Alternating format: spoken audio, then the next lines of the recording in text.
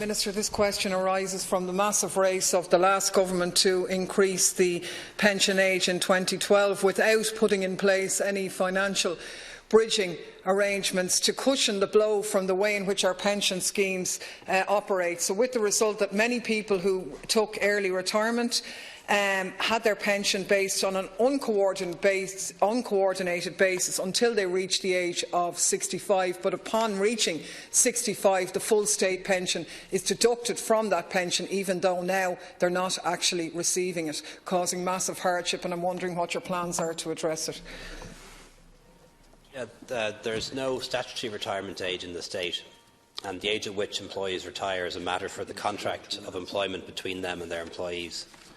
Where a person exits the workforce before reaching state pension age, they may apply for either job seekers' benefits or job seekers' allowance schemes. Job seekers' payments are paid to eligible job seekers aged 18 to 66, and all are recipients of a job seekers' payment are subject to the rules of the scheme. People in receipt... Sorry, I think I have the wrong answer. Oh, no, I don't. Sorry. My apologies. People in receipt of a job seekers' payment must engage with my department's activation measures and can face sanctions if they fail to do so. However, from January 2014, these criteria were eased for people aged 62 and over, such that they are not obliged to engage with the activation process. They are still able to voluntarily avail of array of supports, which are available to my department if they wish to return to work, training or education. Furthermore, the majority of these individuals will have to register with their local office only once a year, and their payments will be paid directly into their bank accounts. Once a person has exhausted their entitlement to job seekers' benefit, they may be eligible for job seekers' allowance, subject to the means test and other qualifying conditions. However, someone claiming job seekers' benefit from a date after their 65th birthday continues to be eligible for that payment until reaching the state pension age. Thank you very much, Deputy Daly. Yeah, notwithstanding your answer, Minister, there is still an enormous gap in the situation because of the rules around the state contributory pension and indeed rules around pension schemes. And I want to give you an example of a former Aer Lingus colleague of mine who took early retirement and his pension was $25,615 per year. Now, he celebrated his 65th birthday in January of this year, but it wasn't much of a celebration because his pension was reduced by €15,150, a staggering drop of over 10 grand or over €200 a week. He hadn't got an entitlement to job seekers' benefit because the 6 to 9 months was used up, and he wasn't entitled to an allowance because his pension, even though it had been butchered, was inadequate. Now, this is a man, like many others, who's worked all his adult life, bar a couple of years, at the end, for want of a better word, hugely contributed to the system. There is an anomaly here, and we need to have some form of financial bridging system to meet the gap, because there is a gap there, and a lot of people like that are falling through it. Thank you, Deputy Minister. There are anomalies, and I think the government made the right decision to increase the pension age. It mightn't be popular, but it was necessary. The state pension age back in the 1970s was 70, and average life expectancy in those days for a man was 68 and a woman was 72. So people paid into the pension system for 40 and 50 years and maybe were retired for a few years. We're now in a very different situation where people are working for 40, 50 years and are retired for 20 and 30, and you can understand why it makes sense, if we're going to have decent pensions in the long term, that we need to increase the pension age in line with life expectancy, but has thrown up anomalies. One, of course, is where people are contractually required to retire at 65 by their employer and can't avail the state pension until 66.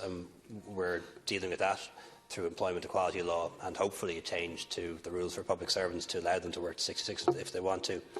The other one you raised has come up before, and I don't know what the solution to it is yet. We're going to need to come up to a solution for it. I do know that some pension schemes and some trustees have changed their own rules, and they can do that to extend the bridging period. And I know of schemes that have done that. But obviously all schemes aren't going to do that, and that leaves some people in a difficult position. But it would be hard to come up with a solution that would recognise the fact that every pension scheme has its trustees and they make their own rules. Deputy Daly. I suppose the problem is, Minister, I mean, that you don't have the solution, but I'd be somewhat reassured if I thought you were actively looking for one. And I suppose what the question is saying is we need to put in place a system that addresses this. Now, you call it an anomaly.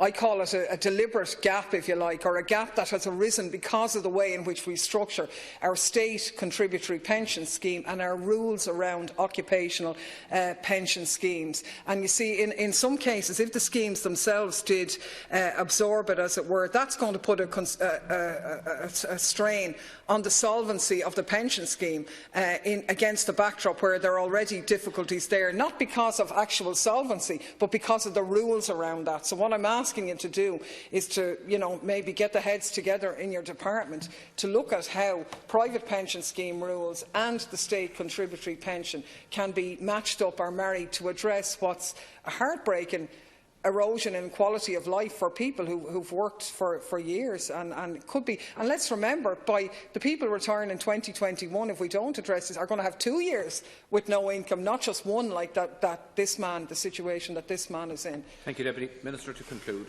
Yeah, I'm aware of the problem, Deputy, and we are looking for a solution precisely for the reason that you say, which is in 2021 this issue will become twice as frequent. And 3 times as frequent in 2028, so it would be wise of us to find a solution as quickly as possible, and it certainly would have been wiser, admittedly a few years ago when the change was made, to think through a lot of these consequences and have had solutions in place. The ideal solution, of course, is for trustees of pension funds to do the right thing and extend the bridging for another year, and that's what they should do. But in cases where they don't, it leaves individuals very exposed to a reduction in their income through no fault of their own for that year's transition period.